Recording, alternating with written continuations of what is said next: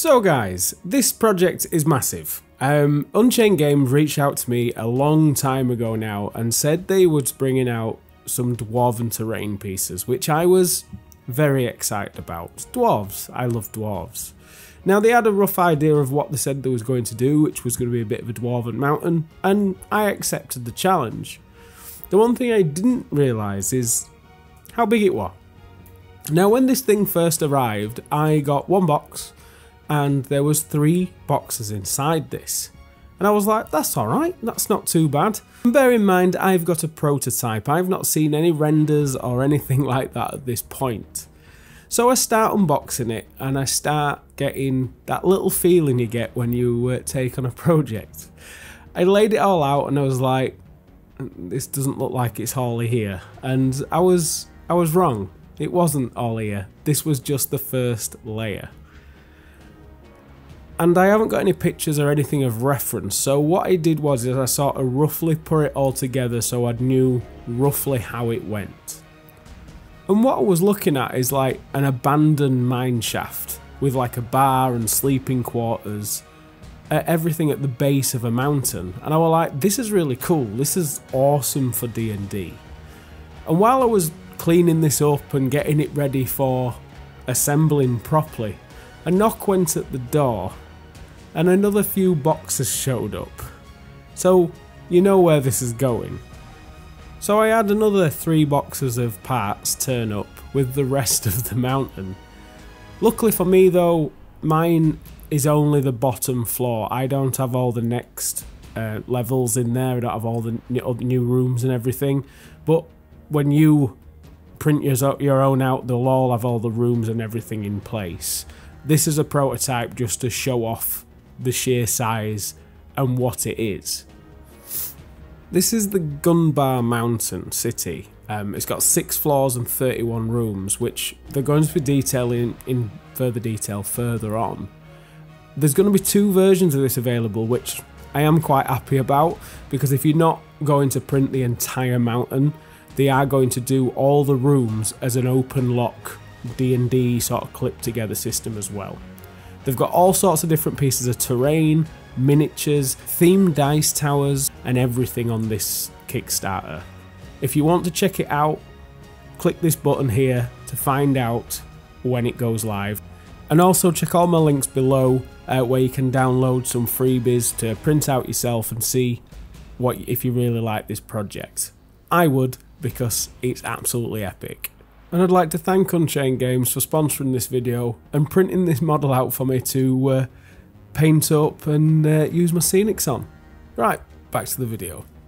Now I like the way that they've made it so you can assemble this. It's just using these little hourglass sort of connectors. What I liked about this is I only glued a few bits together because there was the longer bits that stick out of the exterior, but the rest of it I just left to its own friction fit.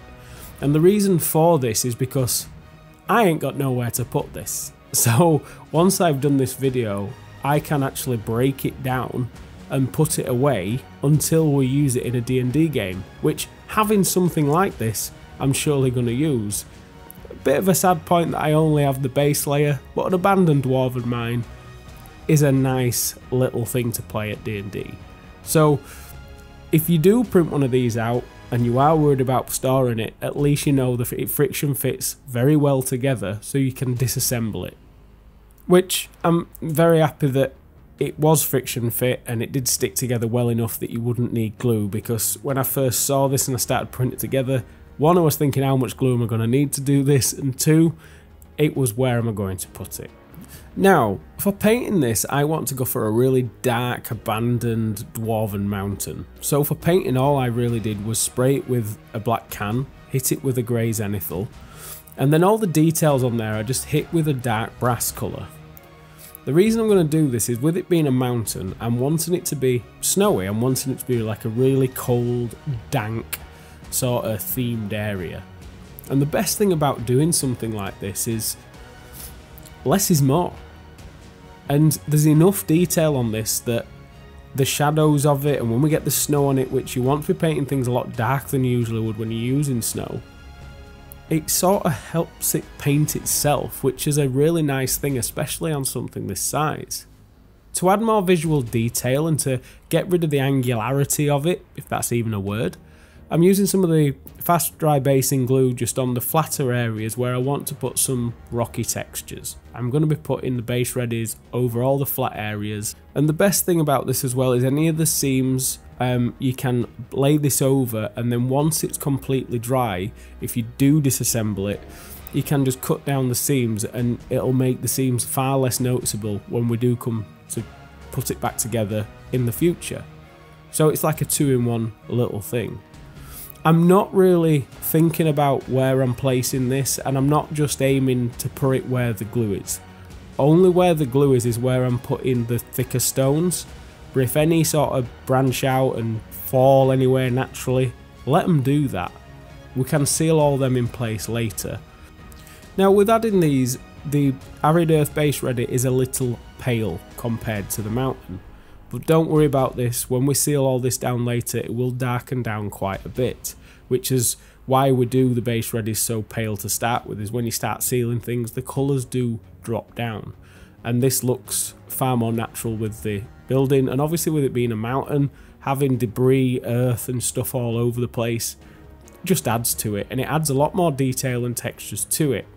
For the inside, I'm doing exactly the same thing. The one thing that I'm really shocked about is, even though this is FDM and it's been printed at all sorts of different angles because of how it's built, because it's completely support free, the layer lines are really not visible, especially on the detailed stuff and the flat areas where you'd think they'd be more present.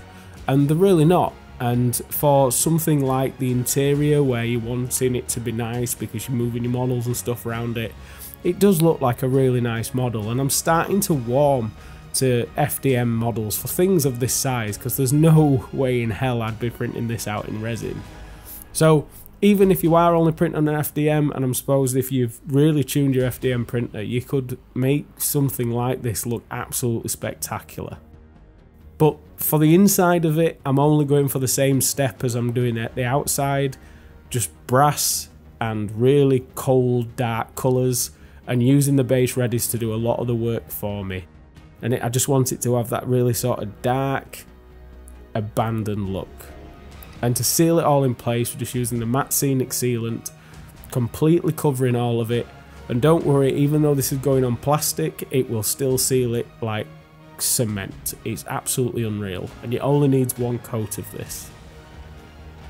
Once you leave that to dry, I mean, I left this overnight because at this time I had to hoover up a lot of base readies from the floor and everywhere. I made a right mess, I'm not going to lie. So I left this to dry overnight. And then the next day I just put the lid back on the base of the mountain. Obviously if you were doing yours, you could do this in a lot more layers because you'll have God knows how many rooms to do. I then just come in with some matte varnish over all of it. So the matte varnish is literally so we can grab the snow, but I'm only going from above and down, and the reason I'm doing that is so the snow will catch wherever it wants to be, and this is the snow powder from my range. It's super fine. Dust it through a sieve, you can sprinkle it with your fingers if you need to as well, and just let this fall and go where it wants to go. Once you've got that where you want it, just hit it again with a matte Scenics sealant and let that dry, and this will be rock solid for gameplay, storage, whatever you want to do with it. Then, while that was drying up, I thought I'd fit in the doors that are removable, which is a really nice feature, so you can block off rooms. I mean, if you built it in a certain way, you could even just expose the caverns that you want to expose at a certain time, which is something I'd not even thought about till I'm doing this voiceover. And then it was just a matter of putting the lid back on and admiring the beauty of this awesome terrain piece, to the point where I think it'd be lovely to print another one in a mirrored image and put two of them on a board into a mountain piece, but that's just my brain going absolutely crazy about a dwarven themed huge gaming table. Unchained Games are doing an awesome piece, and when you get terrain pieces that are this size, they're normally a little bit small. This is a good size. It's not to scale, I'd say, it's still a bit smaller because we're working in the parameters of commercial FDM printers, but it's big enough to play inside and on the outside of it. The exterior is great for play, the interior is great for play, and it's just an awesome product. And like I've said guys, if you don't want to print this and you just want the open lock tile systems, they offer that. Don't forget guys to check all the links below where you can get notified when this Kickstarter goes live, and really show your support guys, because it's nice to see some big epic terrain pieces like this coming to home printing, because it's just an absolute masterpiece. And if this were built into a huge gaming table, it'd be absolutely something else. So guys, thanks for watching, thanks for tuning in, and I'll catch you again for the next video. Love, love, love.